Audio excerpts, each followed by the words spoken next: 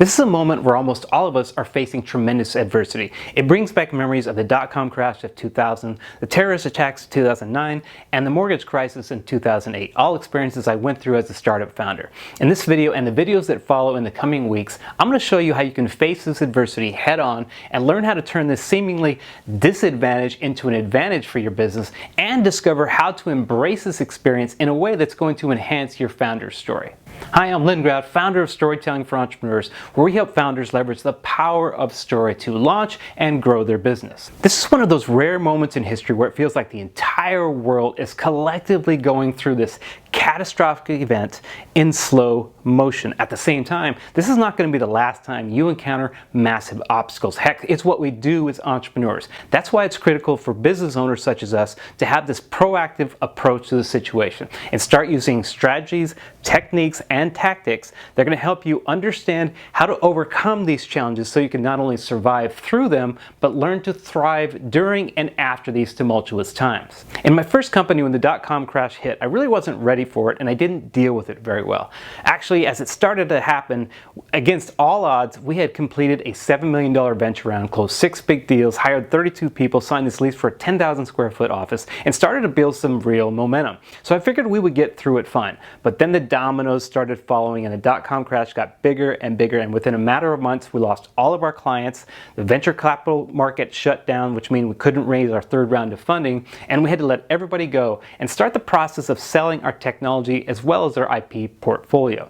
Now, we made some solid progress on that front because we had some great technology, a good product, and referenceable customers. Then 9/11 happened and the entire business and tech space just came to a screeching halt, if you will.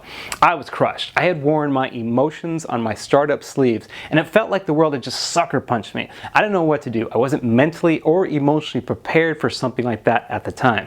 And I subsequently floundered for a while, almost in this daze and disbelief as to what was happening. Needless to say, the company crashed and burned, and I wasn't in the best of places for a while after that. Eventually, I fought my way through it and got off the canvas and back on my entrepreneurial horse, and I had some nice wins in my next startups. Then came the 2008 market crash, but this time my mind, my body, and my spirit were in a much better place. And I was able to face this moment and recognize it for what it was, just another obstacle to be overcome, as well as I had some fallback plans no matter what happened. There were some tremendous lessons I learned from those experiences that have served me well since. And in this first video, I want to share with you what you need to do right now that's going to help you deal with it, and it's going to set the stage for creating and telling a story that is going to help you survive and eventually thrive in these tumultuous times. First and foremost, you have to face the reality of it. You cannot stick your head in the sand even if you weren't prepared for it. The reason is because you have to recognize the reality of the situation before you can properly deal with it. When 9/11 happened, I was in a daze with everybody else and it took me way too long to accept it for what it was. Therefore, it took me much longer to get through it and subsequently set me back many months and probably years. But when the 2008 mortgage crash happened, I immediately faced it head on and I recognized it exactly for what it was, a massive setback that was going to impact a number of businesses, including mine, for many years to come. But it barely fazed me mentally. In fact, I felt calm the entire time and I rode that storm out nicely. This leads me to the second thing you want to do is stop and analyze the situation. This early acceptance of the reality of it helped me start to look at it from an objective and even opportunistic perspective. Now, don't get me wrong, when major setbacks happen like we are all dealing with right now, it can cause severe discomfort and it can stop you in your tracks. Now, this blunt mental and emotional trauma might take some time to get through, but I wouldn't let it stop you for more than a few days or a few weeks if you must, depending on your situation. Because in times of crisis, how quickly you respond can be the difference between success and failure. At the same time, you have to move methodically and deliberately, meaning you have to go in eyes wide open, as I like to tell my clients and startups I mentor. Intelligently analyzing the lay of the land so you can see what is happening from an objective and opportunistic perspective. Unlike the dot-com crash, during the mortgage crisis, I was able to accurately understand what was happening. That enabled me to quickly adapt and modify my business to keep it alive in the months that followed. And the subsequent series of events that followed even ended up becoming part of my story that drove more business in the years to come. Now, when you take this moment to analyze the situation, this brings me to the third thing you want to do is you want to start thinking of scenarios and plans that go with those scenarios. In crazy and constantly changing times such as these, no one really knows what's going to happen. Nobody's got a magic ball. So you have to be prepared for a variety of situations that could potentially unfold and plan a response for each of those scenarios. Some of us are more prepared than others when it comes to this pre-crisis planning, but you don't have time to worry about that right now. What you can do is perform this scenario analysis right now and develop a solid response plan to each accordingly.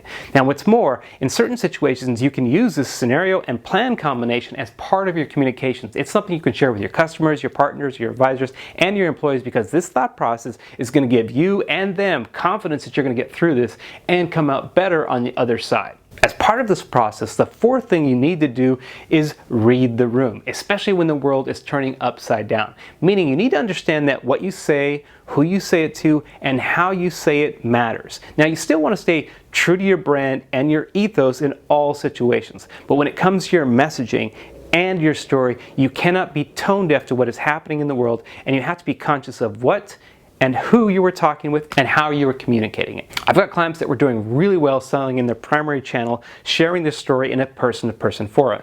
Now, all of a sudden, that channel has been shut down, and certain parts of the story won't resonate as much when you go from in-person to online. In addition, certain stakeholders are going to be more impacted than others. Hence, we are moving quickly to focusing on other parts of the story that are going to connect with audiences given the current environment, and we are shifting the majority of communication to digital formats, while still keeping in touch with the previous partners, letting them know we're thinking of them and can't wait to see them once things turn around. Lastly, all that said, you still want to have a bias for action, even in tough times. Fear is a debilitating obstacle for anyone in business, but especially founders, because all eyes are on us. Understand that you're never going to have enough information and you're never going to have all the answers, but you still have to act and move forward even when it's uncharted and ever-changing territory, because paralysis for any extended length of time is terrible for your psyche and your team and anyone around you, and it probably will end up destroying your company if it lasts too long. But if you go through this sequence, first taking an opportunity to face the reality of the situation, then taking a moment to analyze it objectively so that you can come up with different scenarios and the plans for each of those, while making sure to read the room so you understand how to communicate your message, who you're going to communicate it with, and understand how you're going to get that story in front of them, all the while keeping in the back of your mind that you have to have this bias for action, because that's going to greatly increase your chances for success during this period of uncertainty. Alright, I hope this video got your mind and your emotions in the right place, because in the next set of videos, I'm going to share with you 4 specific topics that are going to help you with your story. First, we're going to dive into controlling the narrative. Why? Because if you don't, the world will control it for you. Second, I'm going to explain how you can change the rules of the game using the real story of David and Goliath that few people know about. Third, I'm going to show you how to learn to love and embrace obstacles, but they can bring out the best in founders in almost any situation. And fourth, I'm going to show you how to tell a story that nobody else is telling, that's going to help you rise above the noise and get people to start coming to you regardless of the market conditions.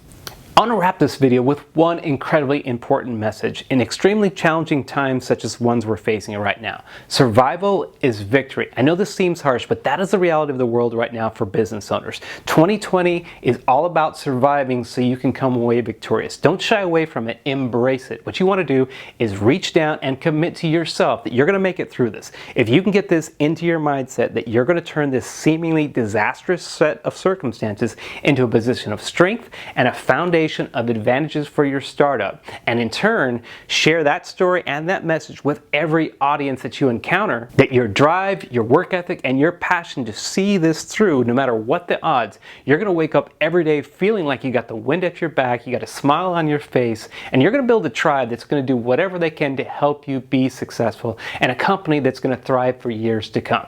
I look forward to seeing you in the next video about controlling the narrative and help you keep turning disadvantages into advantages so you can be successful. Thanks for watching.